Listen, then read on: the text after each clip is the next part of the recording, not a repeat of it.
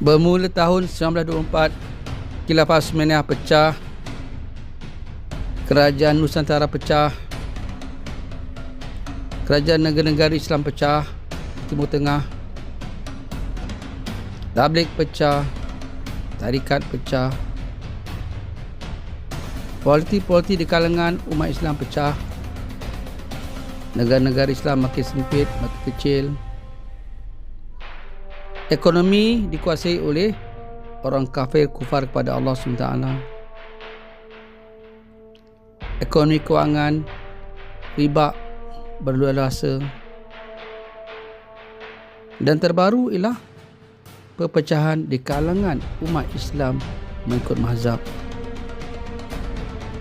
Kebangkitan Islam di Nusantara sudah bermula. Pembantu-pembantu Imam Mahdi dan Nabi Isa sudah hadir.